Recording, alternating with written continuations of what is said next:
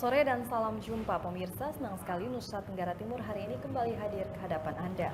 Ya, beragam informasi menarik dan teraktual dari berbagai daerah di Nusa Tenggara Timur telah kami siapkan untuk Anda.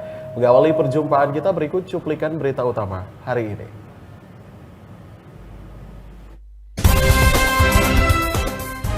Gelombang tinggi 4 meter diprediksi terjadi di perairan Nusa Tenggara Timur. Terkait pengurangan data penduduk di Kabupaten Kupang, DPRD Kabupaten Kupang panggil Dinas Pendudukan dan Pencatatan Sipil. Timur Creative People gelar pagelaran busana tenun entitas NTT bertajuk NTT Fashion Week. Ya, cuplikan berita utama tadi akan kami rangkai dengan sejumlah informasi menarik dan teraktual lainnya. Bersama saya, Vivi Haba. Dan saya Junet Kapitan, inilah Nusa Tenggara Timur hari ini selengkapnya untuk Anda.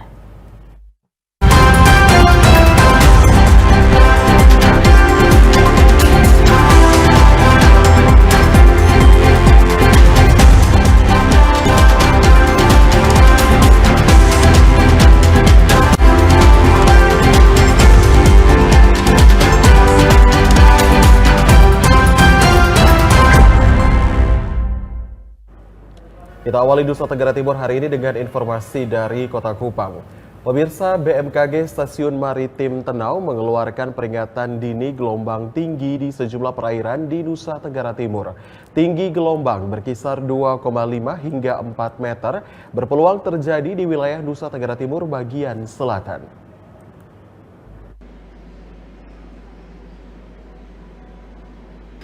Cuaca ekstrim berupa gelombang tinggi masih akan terjadi di sejumlah perairan di wilayah Nusa Tenggara Timur.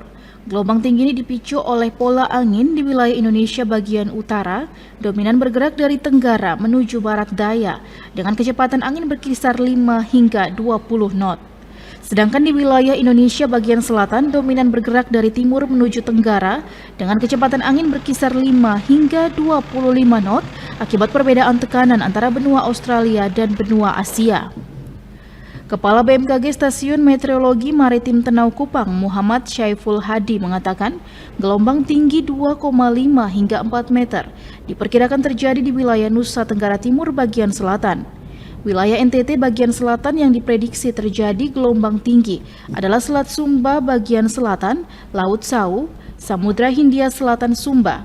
Sementara tinggi gelombang 1,25 hingga 2,5 meter berpeluang terjadi di Selat Sumba bagian timur, Selat Alor, Selat Pantar, dan perairan utara Kupang. Harapan kami sih operator transportasi laut khususnya maupun nelayan selalu mengupdate karena situasinya masih fluktuatif sampai awal atau pertengahan September nanti. Jadi pada saat memang gelombangnya tinggi ya, kalau memang armadanya kapasitasnya tidak sesuai dengan gelombangnya ya lebih baik menunda dulu. Untuk sementara sih penyeberangan antar pulau terutama ke utara itu masih normal, bisa lah wilayah selatan itu perlu waspada ya. Badan Meteorologi, Klimatologi, dan Geofisika BMKG Stasiun Maritim Tenau Kupang memperingatkan adanya potensi bahaya pada aktivitas pelayaran dan penangkapan ikan di perairan Nusa Tenggara Timur untuk perahu nelayan, tongkang, dan kapal feri. Masyarakat yang bermukim dan beraktivitas di pesisir sekitar area yang berpeluang terjadi gelombang tinggi agar selalu waspada. Tim Liputan TVRI NTT. Ya, pemirsa, Koalisi Pangan Baik menggelar pelatihan jurnalisme warga bagi anak muda di Lembata dan Flores Timur. Pelatihan ini bertujuan memperkuat suara-suara isu perubahan iklim di masyarakat.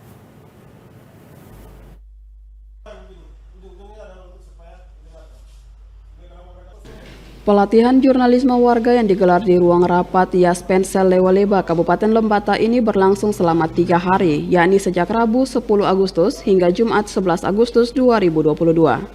Pelatihan ini diikuti 13 anak muda yang berasal dari beberapa komunitas yang tersebar di Kabupaten Lembata dan Flores Timur. Mereka merupakan kelompok dampingan koalisi pangan, baik yang terdiri dari beberapa lembaga mitra seperti Yapensel, Kehati, dan Yayasan Ayu Tani, yang selama ini gencar menyuarakan isu-isu perubahan iklim.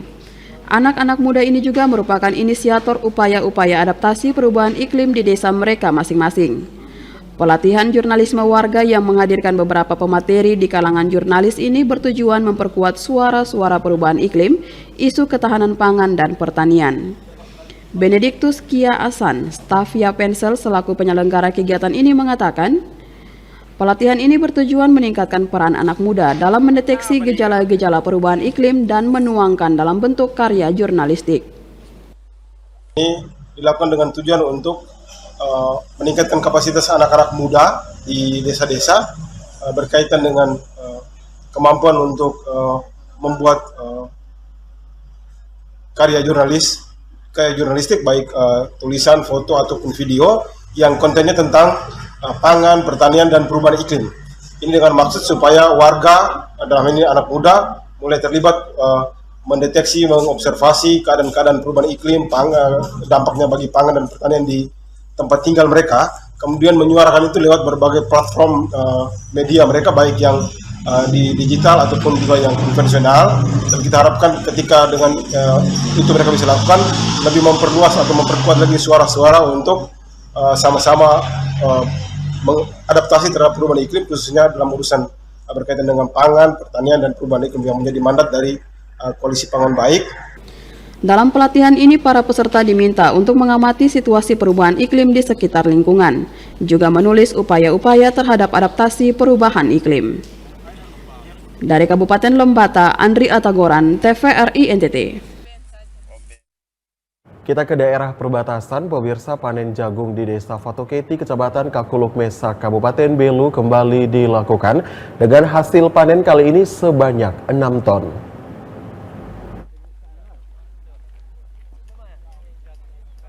Dari hasil ini diharapkan dapat membantu kehidupan masyarakat dengan memanfaatkan lahan yang sudah disiapkan oleh pemerintah guna meningkatkan taraf hidup masyarakat di Desa Fatuketi. Hamparan jagung ini berada di Blok C, kawasan Food Estate di Desa Fatuketi, Kecamatan Kakuluk Mesak, Kabupaten Belu. Lahan seluas 16 hektar ini kini sudah dimanfaatkan oleh warga untuk ditanam jagung dari total keseluruhan 20 hektar. Kini di lahan jagung tersebut sudah siap untuk dipanen jagung jenis hibrida yang dilakukan oleh Gubernur Nusa Tenggara Timur Victor Bungtilulai Skodat. Panen hari ini merupakan langkah kolaborasi yang dibangun secara baik antara pemerintah pusat, provinsi, kabupaten hingga pemerintah desa, sehingga lokasi yang dulunya bukan lokasi strategis bisa dikembangkan jadi satu kawasan pertanian yang dikenal saat ini sebagai kawasan food estate. Untuk hasil panen kali ini diperkirakan akan mencapai 6 ton, di mana sebelumnya hasil panen hanya mencapai 1 ton. Untuk itu pada masa panen kali ini terdapat peningkatan jumlah panen, sehingga hasilnya dapat memperdayakan masyarakat setempat.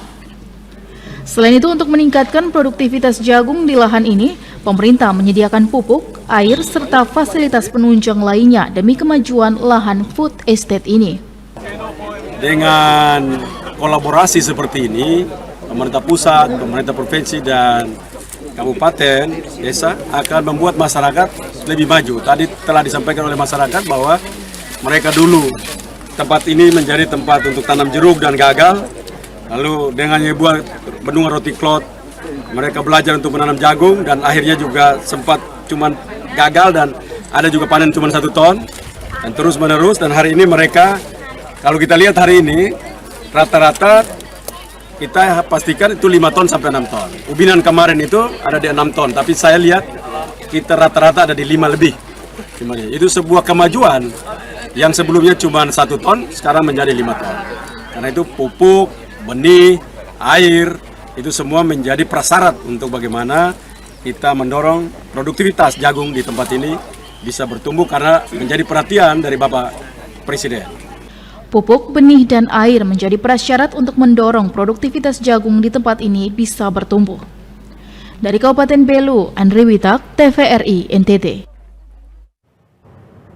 Ya pemirsa, usai jeda pariwara berikut kami akan kembali hadir dengan informasi teraktual dan menarik lainnya. Tetaplah bersama kami.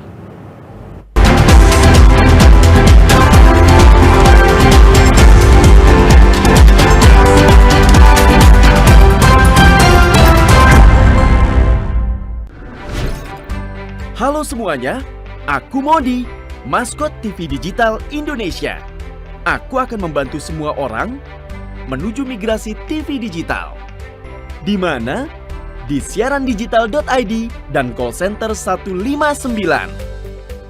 Ayo semuanya, dukung migrasi TV digital. Bersih gambarnya, jernih suaranya, dan canggih teknologinya.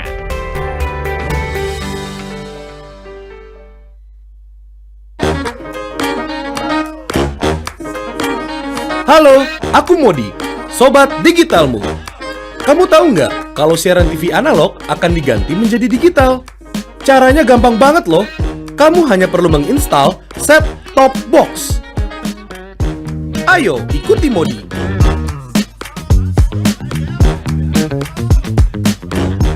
Siaran TV digital membuat gambar televisimu menjadi lebih bersih.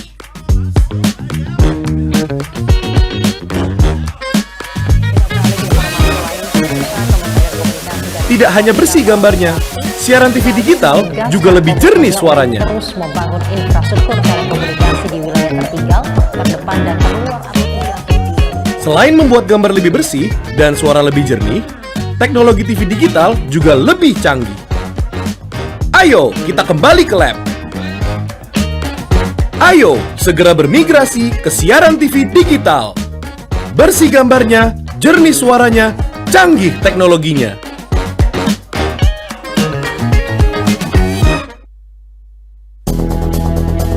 Siaran televisi analog di Indonesia akan dimatikan paling lambat 2 November 2022 untuk digantikan sepenuhnya oleh siaran TV digital.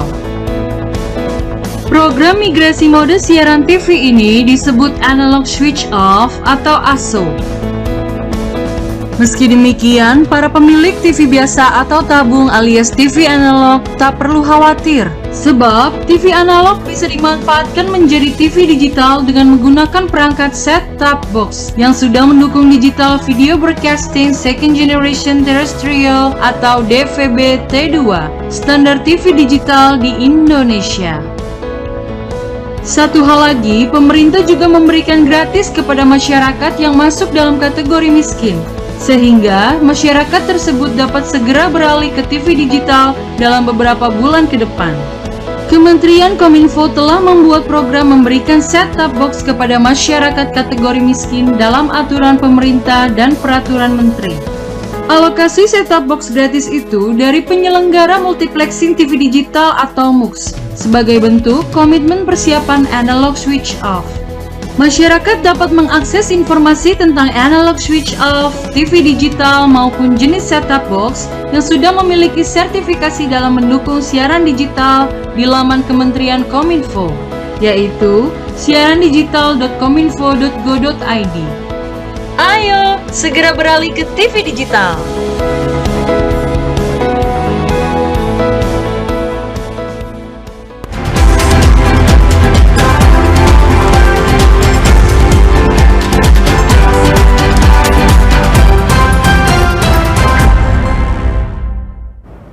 Terima kasih pemirsa, Anda masih bersama kami di Nusa Tenggara Timur hari ini. Ya, kita ke informasi selanjutnya pemirsa. Dinas Kependudukan dan Pencatatan Sipil melakukan perekaman EKTP baru di titik-titik keramaian, salah satunya di Stadion Marilonga ND.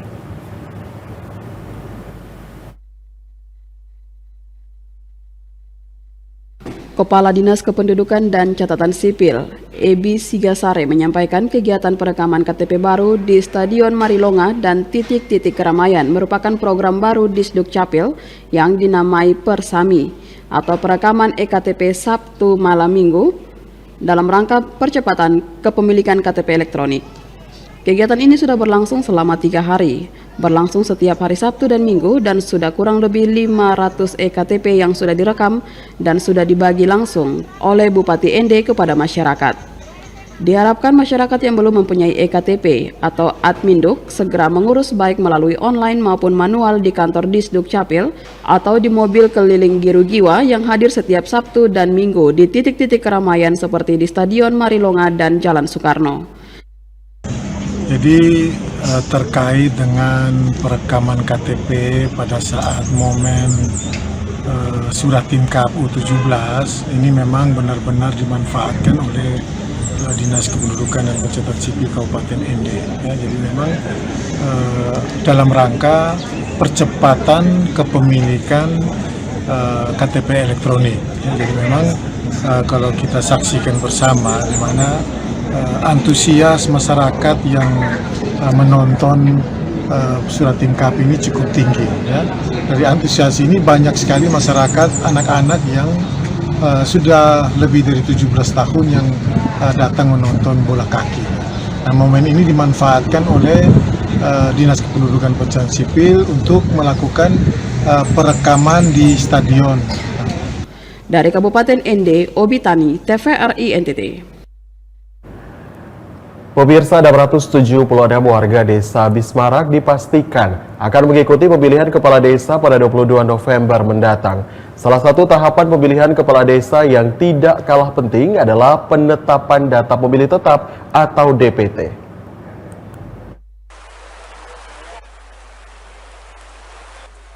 Data pemilih tetap merupakan data yang menentukan warga yang memiliki hak untuk ikut memilih kepala desa.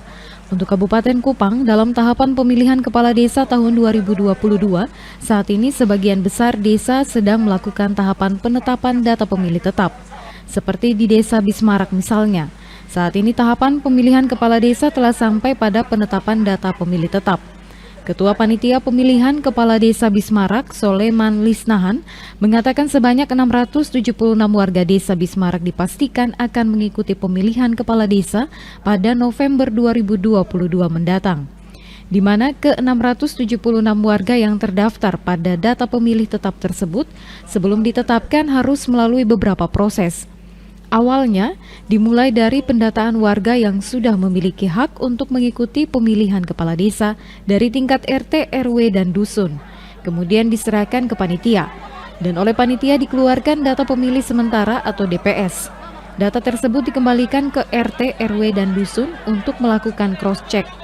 Selain itu, nama-nama dalam DPS ditempelkan pada papan informasi di dusun dan kantor desa agar warga dapat melihat apakah nama mereka sudah terdaftar atau belum.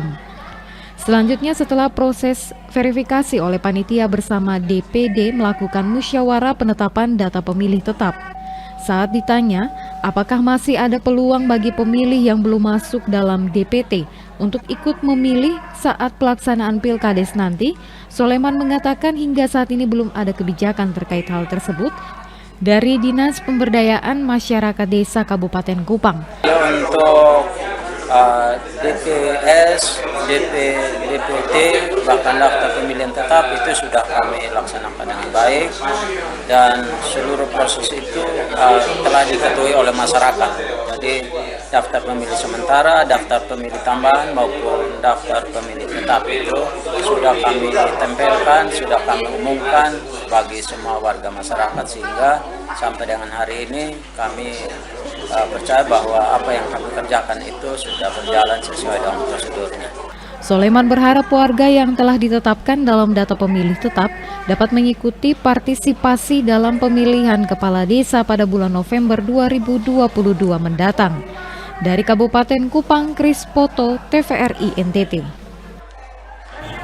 Ya, sementara itu pemirsa, terkait pengurangan data penduduk di Kabupaten Kupang, DPRD Kabupaten Kupang segera memanggil Dinas Kependudukan dan Pencatatan Sipil atau Disduk Capil Kabupaten Kupang.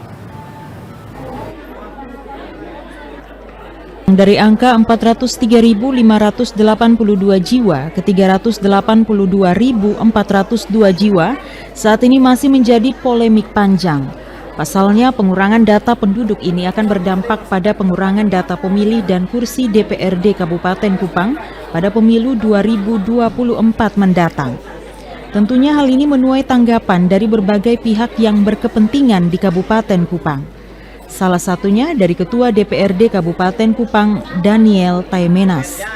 Saat dikonfirmasi, Ketua DPRD Daniel Taimenas mengatakan terkait pengurangan data penduduk di Kabupaten Kupang tersebut, DPRD Kabupaten Kupang segera memanggil Dinas Kependudukan dan Pencatatan Sipil atau Disduk Capil Kabupaten Kupang untuk memastikan upaya pemutahiran data kependudukan yang ada.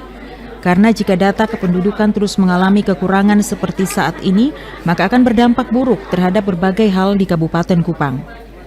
Kendati demikian, Ketua DPRD Daniel Taimenas optimis jika diupayakan pemutahiran data oleh Disduk Capil, data penduduk Kabupaten Kupang akan kembali pada angka sebelumnya. Karena ada banyak warga Kabupaten Kupang yang belum memiliki dokumen administrasi kependudukan. Selain itu, ada warga Kabupaten Kupang yang sudah memiliki dokumen administrasi tetapi tidak valid yang perlu diperbaiki dan dikirim ke Dirjen Dukcapil Kemendagri. Saat ini banyak warga Kabupaten Kupang yang berada di luar Kabupaten Kupang dan luar Nusa Tenggara Timur, tetapi mereka masih warga Kabupaten Kupang. Untuk itu, ia akan meminta Disduk Capil untuk mendata warga-warga Kabupaten Kupang tersebut. Dalam hal ini kita akan memanggil dinas terkait, dinas kependudukan untuk kita data kembali. Tentunya saya tidak bisa katakan bahwa ada pengurangan kursi, kan belum final. Saya belum katakan belum final. Nanti kita sama-sama akan cari jalan keluar untuk data-data termasuk kependudukan. Satu contoh, kependudukan yang kenapa sampai ada pengurangan, kita punya orang-orang tertentu, khususnya Kabupaten Kupang. Ada yang merantau di kota Jakarta, itu belasan ribu. Di Kalimantan, di Bali, nah itu pun juga itu sangat mempengaruhi, sehingga kita bagaimana ke depan dalam waktu dekat kita akan mencari solusi yang terbaik. Ketua DPRD Daniel Taimenas berharap Disduk Capil bisa secepatnya merespon dan melakukan upaya pemutahiran data kependudukan Kabupaten Kupang agar tidak lagi mengalami pengurangan seperti saat ini. Dari Kabupaten Kupang, Kris Poto, TVRI NTT. Pemirsa, pemerintah Kabupaten Kupang menyambut baik patokan harga rumput laut yang ditentukan oleh pemerintah Provinsi Nusa Tenggara Timur, serta siap mengawal agar harga rumput laut tidak mudah dimainkan oleh para tengkulak. Pemerintah Provinsi Nusa Tenggara Timur mengeluarkan regulasi tentang penetapan standarisasi harga rumput laut, ketersediaan bahan baku, dan sanksi-sanksi bagi pelaku usaha pabrik, pengolahan rumput laut, pembudidaya rumput laut, pengumpul atau pengepul rumput laut di Provinsi Nusa Tenggara Timur tahun anggaran 2022. Tentunya regulasi tersebut mendapat sambutan baik dari semua pemerintah daerah, seperti Kabupaten Kupang misalnya, yang memiliki lahan budidaya rumput laut yang sangat luas. Bupati Kupang Korinus Masneno saat mengunjungi pabrik pengolahan rumput laut di Kecamatan Semau Selatan mengatakan, pemerintah Kabupaten Kupang selain menyambut baik regulasi patokan harga rumput laut yang dipatok oleh pemerintah provinsi, juga mengawal implementasi regulasi tersebut, terutama setiap sanksi-sanksi yang ada, karena tentunya regulasi ini akan memberikan efek jera bagi berbagai pihak yang selama ini merugikan semua petani rumput laut. Karena harusnya melalui budidaya rumput laut ini petani menjadi sejahtera, tetapi sejauh ini tengkulak dan beberapa pembeli lainnya yang menjadi kaya. Untuk itu, pemerintah Kabupaten Kupang akan mengawal ketat patokan harga terendah yang telah ditentukan pemerintah provinsi. Yang ditetapkan oleh dengan Pergub itu adalah harga terendah, harga terendah. Jadi itu harga berikutnya itu nanti disesuaikan dengan permintaan pasar. Jadi harga terendah itu dimaksudkan bahwa baik itu rumput kering maupun rumput yang masih basah itu tidak boleh lebih rendah harganya daripada harga yang sudah ditetapkan oleh Pergub. Tapi bahwa dia harus berada di atas itu nanti. Jadi dia tidak menutup kemungkinan harga itu akan berkembang naik terus-menerus. Tetapi beliau patok harga terendah itu maksudnya untuk mencegah terjadinya penurunan harga dari para tengkulak. Dengan adanya patokan harga yang telah ditentukan oleh pemerintah provinsi dapat meningkatkan pendapatan dan ekonomi petani rumput laut di Kabupaten Kupang. Dari Kabupaten Kupang, Kris Poto, TVRI NTT. Pemirsa, beragam perlombaan dilakukan untuk memeriahkan Hari Ulang Tahun Republik Indonesia ke-77. Informasi selengkapnya usai jeda pariwara berikut. Tetaplah bersama kami.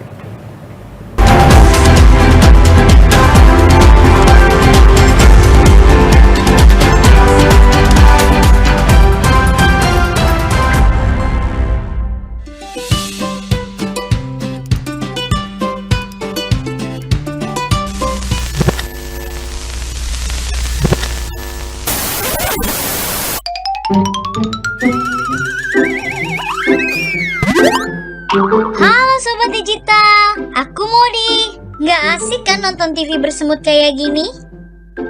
Ayo segera beralih ke TV digital. Bagaimana ya kalau TV kita belum TV digital?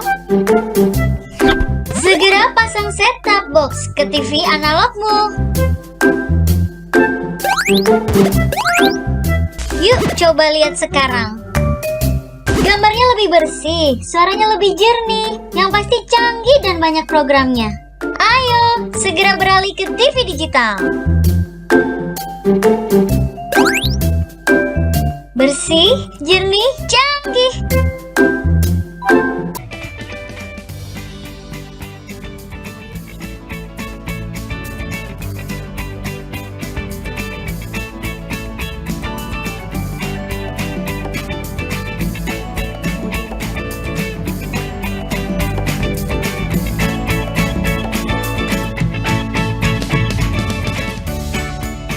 Gimana?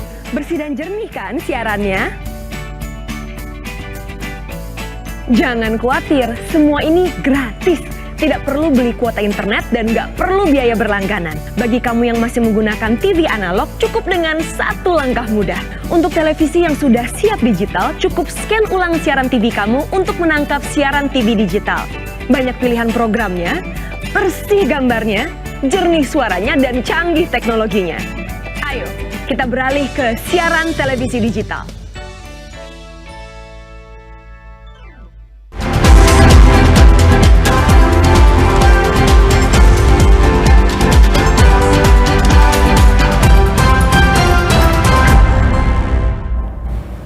Terima kasih pemirsa, Anda masih bersama kami di Nusa Tenggara Timur hari ini. Ya, kita ke informasi selanjutnya pemirsa. Jelang Hari Ulang Tahun Republik Indonesia ke-77, pelatihan dan pembinaan bagi anggota Paskibra semakin dioptimalkan. Ini dilakukan agar anggota Paskibra bisa mempersiapkan mental dan fisik secara prima.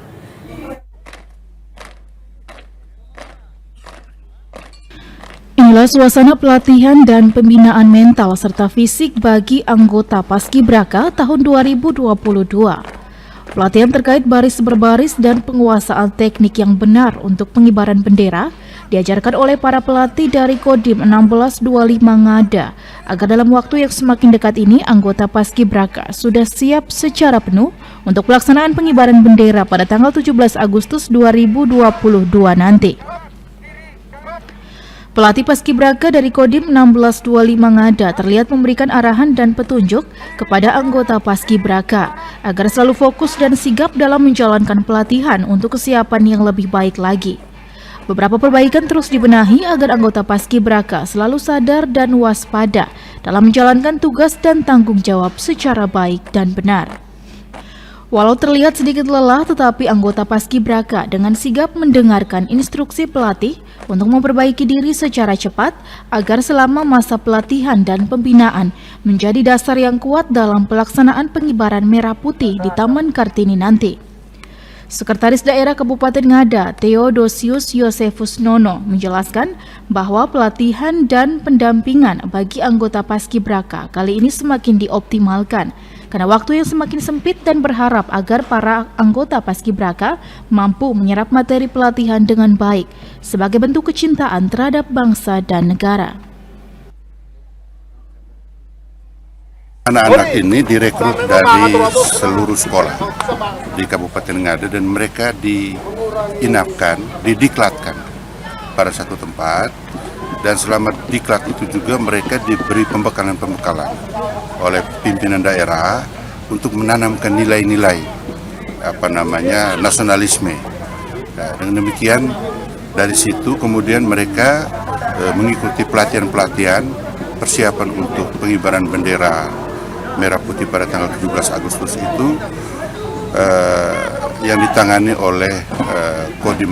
Dan tentu sasaran kita anak-anak ini adalah ketika nanti mereka selesai mengikuti kegiatan ini, mereka akan menjadi pelopor, ya, menjadi pelopor, penegak disiplin, pelopor untuk menanamkan nilai-nilai nasionalisme kepada teman-temannya ketika nanti mereka kembali ke sekolah masing-masing. Theodosius Josephus Nono berharap agar pada saat puncak perayaan Hari Ulang Tahun RI nanti, cuaca dalam keadaan normal sehingga upacara pengibaran bendera dapat berjalan dengan baik dan tidak mengalami kendala apapun, termasuk fisik dan mental anggota Paskibraka dalam kondisi terbaik. Dari Kabupaten Ngada, Lexi Nunu, TVRI NTT. Kita bergeser ke Kabupaten Nagekeo. Pemirsa, pemerintah Kabupaten Nagekeo menggelar apel gerakan 10 juta bendera yang dilaksanakan oleh Kementerian Dalam Negeri. Bendera-bendera ini akan dibagikan kepada warga yang kurang mampu.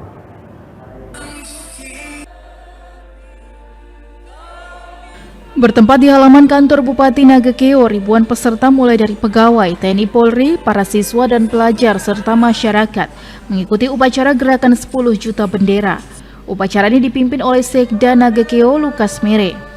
Kepala Kesbangpol Kabupaten Nagekeo Yohana Kristina Kunie mengatakan, untuk tingkat Kabupaten Nagekeo, jumlah bendera yang terkumpul mencapai ribuan bendera. Bendera ini akan dibagikan kepada warga masyarakat yang kurang mampu serta para pengendara kendaraan. Bendera yang dikumpulkan adalah sumbangan dari para pihak antara lain pegawai, TNI, Polri, lembaga swasta, pengusaha, dan juga wartawan. Gerakan ini sebagai bagian dari Semarak Kemerdekaan RI yang ke-77 serta menyadarkan masyarakat untuk mencintai Negara Kesatuan Republik Indonesia. Ini dilakukan dalam rangka menyemarakan Hari Ulang Tahun Kemerdekaan Republik Indonesia yang ke-77.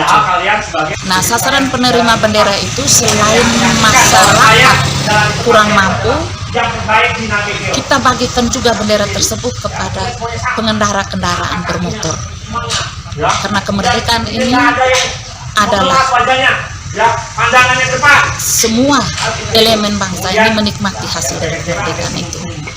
Jadi semua harus bisa ikut berpartisipasi merayakan.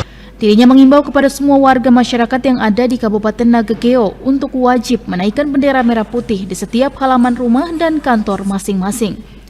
Hal ini sebagai wujud kecintaan atas perjuangan meraih kemerdekaan dan mempertahankan kemerdekaan. Dari Kabupaten Nagekeo, Doni Muni, TVRI NTT. Ya, sementara itu pemirsa, penyambutan Hari Ulang Tahun Republik Indonesia ke-77 pada tanggal 17 Agustus 2022 mendatang. Suasana Kota Kupang diwarnai dengan bendera merah putih dan juga umbul-umbul.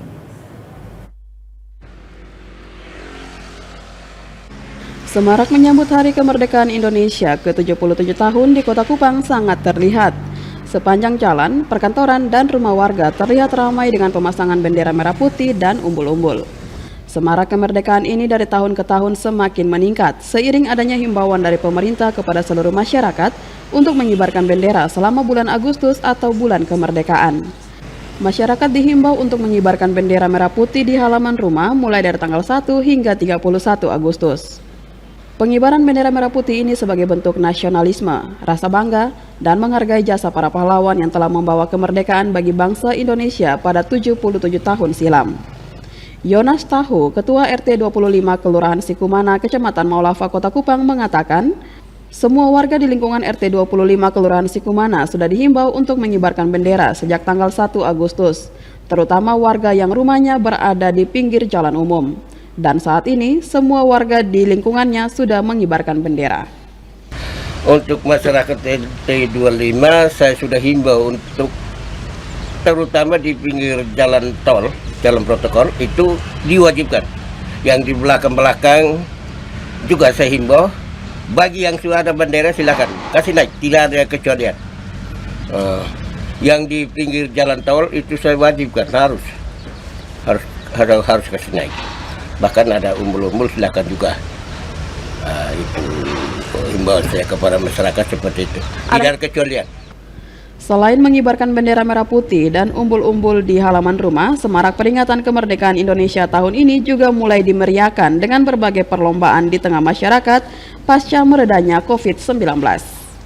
Ivani Olang, Rio Jogo, TVRI NTT. Ya, pemirsa, semarak perayaan ulang tahun kemerdekaan Republik Indonesia ke-77 tahun 2022 terjadi juga di seluruh pelosok tanah air. Kemeriahan ini pun dirasakan oleh segenap masyarakat Lewotala, Kabupaten Flores Timur. Semarak HUT Republik Indonesia ke-77 dilakukan dengan menggelar karnaval. Kegiatan ini berlangsung dari pukul 15.00 dan berakhir pada pukul 18.00 waktu Indonesia Tengah dengan partisipasi dari segenap masyarakat desa, mulai dari masyarakat, para pelajar dari setiap satuan pendidikan TK, PAUD, SD, SMP hingga SMA mengikuti karnaval dan diikuti secara antusias. Parade budaya dalam kegiatan Karnaval Desa Bantala ini diperagakan juga budaya masyarakat adat Lamaholot, tradisi hantaran belis atau Ua Malugere yang diperagakan dengan ritual pikul gading sambil diiringi dengan tarian luwiye. Sementara parade lainnya juga warga dan para pelajar selain mengenakan pakaian seragam, para peserta pun mengenakan pakaian adat Lewolema yang dikenal dengan senuji. Karnaval tersebut pun dimeriahkan dengan drum band yang dimainkan oleh para siswa-siswi SMPK Santo Isodorus Lewotala.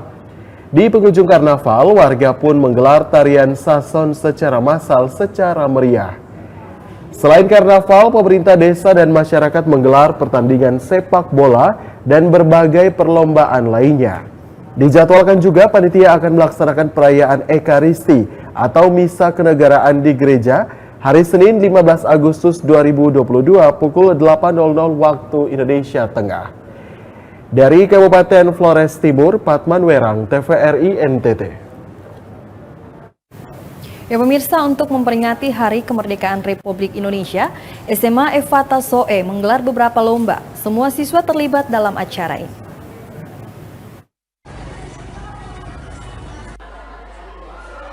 SMA Evata Soe menggelar beberapa jenis mata lomba. Lomba ini juga sebagai tindak lanjut dari suara penegasan Dinas Pendidikan dan Kebudayaan Provinsi Nusa Tenggara Timur bahwa semua sekolah wajib menggelar lomba untuk memeriahkan Hari Kemerdekaan Indonesia. Kepala SMA Evata Soe, Rofi Selan, mengatakan, berdasarkan surat penegasan tersebut, ada 3 jenis lomba yang harus digelar, yaitu lomba fashion show, tarian tradisional, dan peraturan baris berbaris atau PBB. Pihak sekolah juga menambahkan 1 mata lomba lainnya, yaitu paduan suara. Semua siswa SMA Evata Soe dilibatkan dalam semarak lomba ini. Pihak sekolah selama ini telah membagi tugas kepada semua wali kelas untuk melatih dan melibatkan semua siswa. Sekolah juga telah membentuk panitia untuk mengontrol seluruh rangkaian acara lomba. Rofis berharap setiap siswa bisa terlibat penuh dan turut menyalurkan minat dan bakatnya dalam setiap lomba yang diselenggarakan. Kita dalam rangka memperingati Hari Ulang Tahun Kemerdekaan Republik Indonesia yang ke-77, SMA Evata melaksanakan lomba dan juga berdasarkan surat penegasan dari Dinas Pendidikan dan Kebudayaan Provinsi Nusa Tenggara Timur bahwa setiap sekolah itu perlu melaksanakan lomba. Dalam surat itu terbuat beberapa jenis lomba, diantaranya yang pertama tarian tradisional, kemudian lomba fashion show, kemudian lomba peraturan baris berbaris atau PBB. Dari Kabupaten Timur Tengah Selatan, Ambuga Lamawuran, TVRI NTT.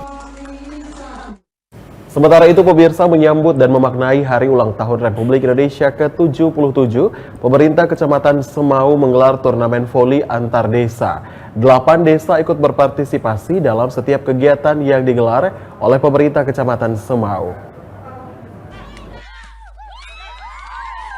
Beginilah suasana pertandingan voli antar desa di kantor Kecamatan Semau. Nampak pemain dari setiap tim menunjukkan kemampuan mereka dalam memainkan voli. Camat Semau, Yoel Laitabun, saat dikonfirmasi mengatakan pertandingan voli ini merupakan bagian dari rangkaian peringatan HUT RI ke-77. Dalam peringatan tersebut, pemerintah menggelar beberapa pertandingan yang melibatkan 8 desa di Kecamatan Semau.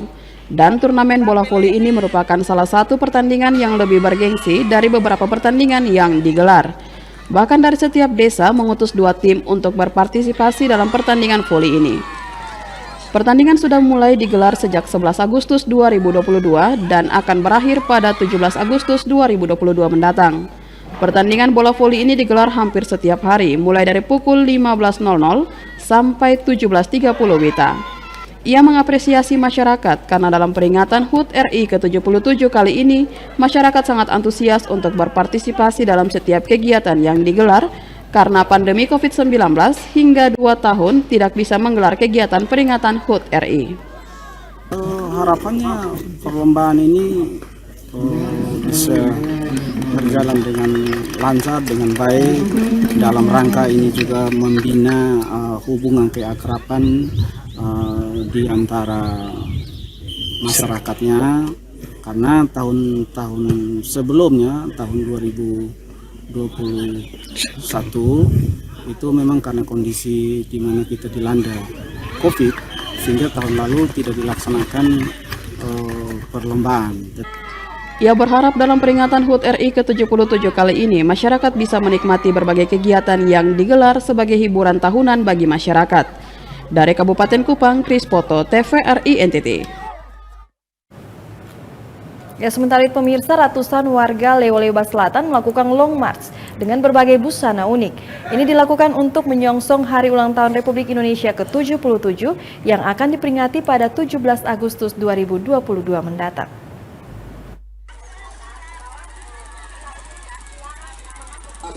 Aksi Long March ini menyusuri Jalan Lasitarda, Kota Lewoleba, Kabupaten Lembata, dari Klinik Dr. Geril menuju wilayah 7 Maret hingga kantor Lurah Lewoleba Selatan.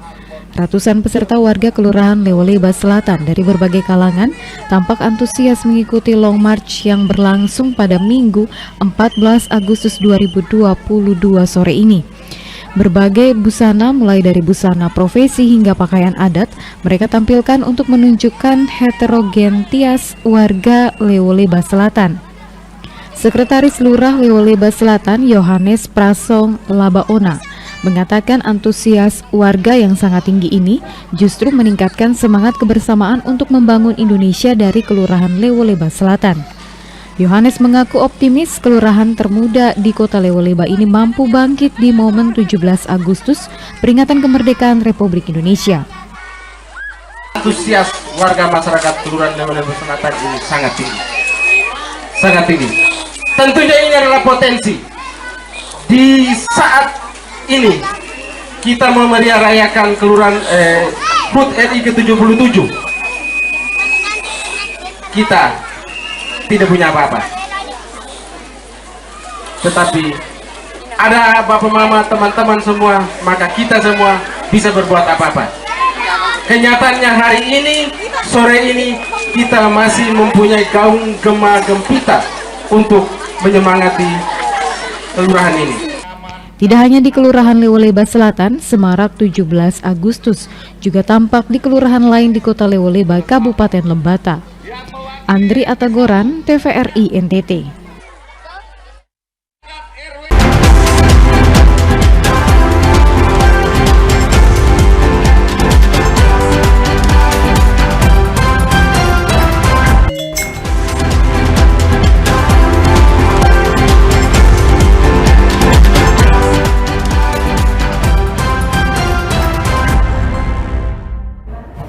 Ya, terima kasih Anda masih bersama kami, pemirsa. Kita ke informasi selanjutnya, pemirsa. Sejumlah wartawan di Provinsi Nusa Tenggara Timur yang tergabung dalam komunitas jurnalis Cinta NKRI menggelar kegiatan untuk memeriahkan HUT RI ke-77. Sebagai bentuk cinta terhadap NKRI, para pekerja media di Kota Kupang memaknai Hari Kemerdekaan dengan berbagai kegiatan hiburan. Kegiatan diawali dengan melantunkan lagu Berkibarlah Benderaku oleh para wartawan sembari membacakan puisi perjuangan. Dilanjutkan dengan menari bersama diiringi lagu daerah dan tarian khas Kabupaten Rotendao. Para jurnalis bersama warga sekitar bergandengan tangan dan menari dalam suasana kebersamaan. Warga sekitar begitu antusias meramaikan kegiatan tersebut. Mereka ikut berpartisipasi dalam setiap kegiatan hiburan seperti sepak bola mini, balap karung, lomba joget, lomba makan kerupuk, dan lainnya. Tidak ada sekat perbedaan antara warga dan insan pers. Semua menyatu dalam kebinekaan. Para pekerja media ini berkomitmen untuk terus berkontribusi bagi pemulihan ekonomi bangsa pasca pandemi melalui tulisan yang membangkitkan optimisme masyarakat dan pelaku ekonomi. Membangun kebersamaan para jurnalis bersama masyarakat untuk membangun kebersamaan ini biar ke depan kita lebih kompak dan untuk memulihkan perekonomian atau keadaan yang ada di NTT. Kita tahu bersama bahwa dalam 2 tahun terakhir bukan hanya Indonesia tetapi seluruh dunia mengalami pandemi COVID-19 dan kita berharap bahwa sesuai dengan tema nasional Indonesia ini kembali pulih dan terutama perekonomian karena ketika perekonomian terganggu maka saya pikir masyarakat juga tentunya akan mengalami hal-hal yang sulit. Lurah Nunleu, Bugel Mauta, mengapresiasi para wartawan yang telah menggagas kegiatan hiburan bagi masyarakat Nunleu dalam rangka memeriahkan Hari Kemerdekaan Republik Indonesia. Terima kasih teman-teman pers, saya salut, saya bangga. Hari ini teman-teman sudah berupaya untuk mendorong semangat perjuangan ini. Semoga setiap hari juga teman-teman punya semangat yang sama. Mari kita bekerja sama untuk mendorong kemajuan Nusa Tenggara Timur dan Kota Kupang tercinta kita ini. Kegiatan menyongsong Hari Ulang Tahun Republik Indonesia ke-77 diakhiri dengan pembagian hadiah bagi para pemenang lomba. Dari Kota Kupang, Nyongki Malelak, TVRI NTT. Ya, pemirsa, Kupang Has House Harris atau KH3 menggelar Full Moon Run di Taman Nostalgia Kupang. Kegiatan ini digelar dalam rangka memeriahkan Hari Ulang Tahun ke-77 Republik Indonesia.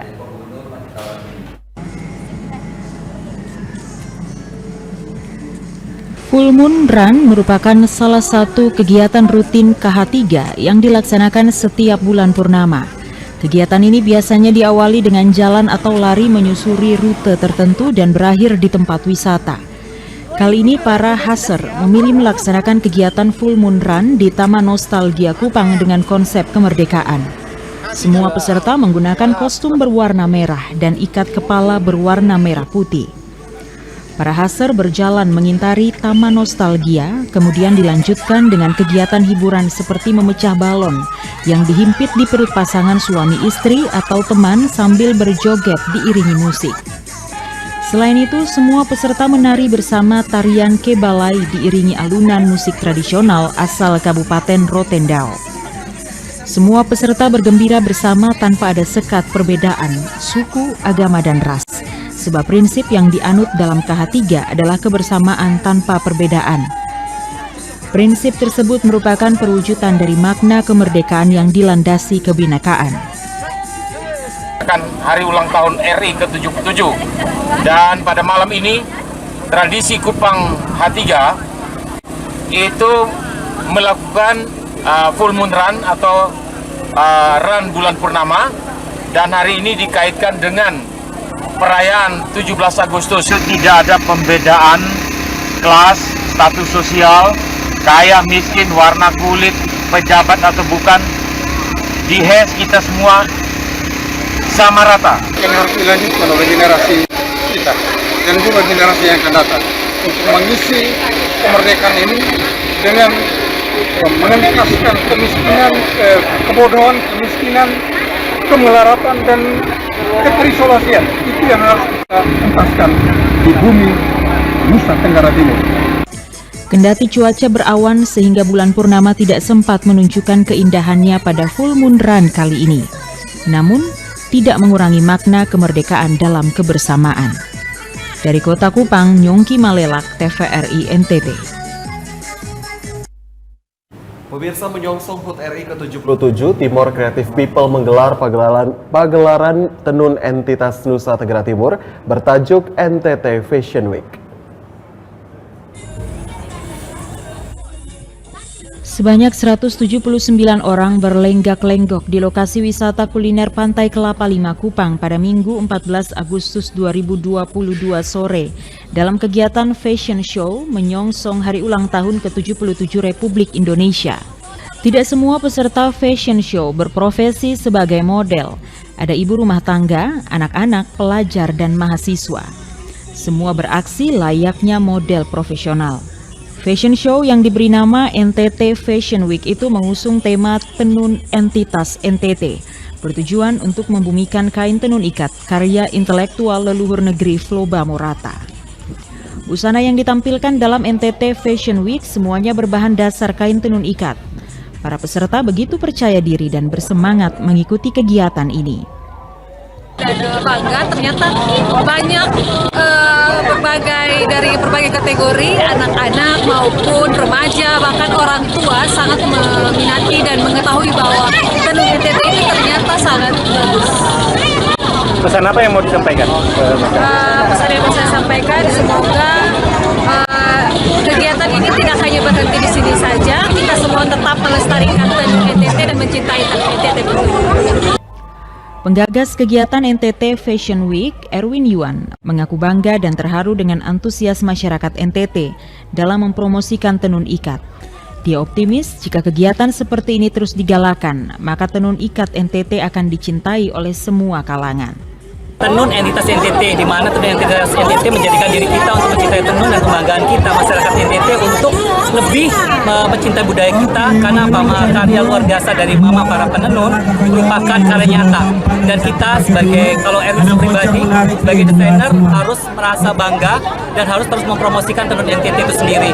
Jadi mengadakan NTT Fashion Week dan bisa disaksikan oleh masyarakat luas dan bisa diikuti oleh adik-adik dari tingkat adik-adik yang masih umur 5 tahun sampai dewasa, semua ikut, itu semua merupakan suatu kebanggaan.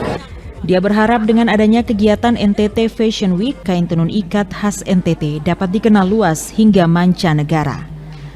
Dari Kota Kupang, Nyongki Malelak, TVRI NTT. Ya pemirsa, kegiatan Eksotik Tenun Fest hari kedua yang jatuh pada hari Sabtu kemarin berlangsung dengan meriah. Peningkatan kesadaran masyarakat terhadap kain tenun Nusa Tenggara Timur menjadi fokus utama kegiatan tersebut.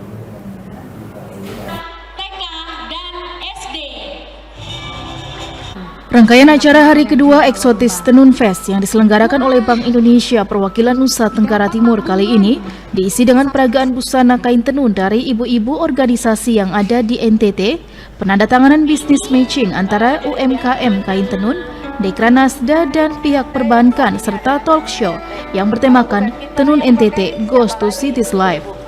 Kepala Perwakilan Bank Indonesia Provinsi NTT, Inyoman Aryawan Atmaja menyampaikan, peningkatan kesadaran masyarakat terhadap kain tenun dan pengembangan kain tenun menjadi kain yang dapat diterima semua kalangan, dapat meningkatkan rasa cinta dan menjadikan kain tenun sebagai lifestyle untuk masyarakat lokal maupun nasional. Jadi kalau kita lihat Eksotik Tenun Fest ini kan tenun NTT goes to cities life gitu ya.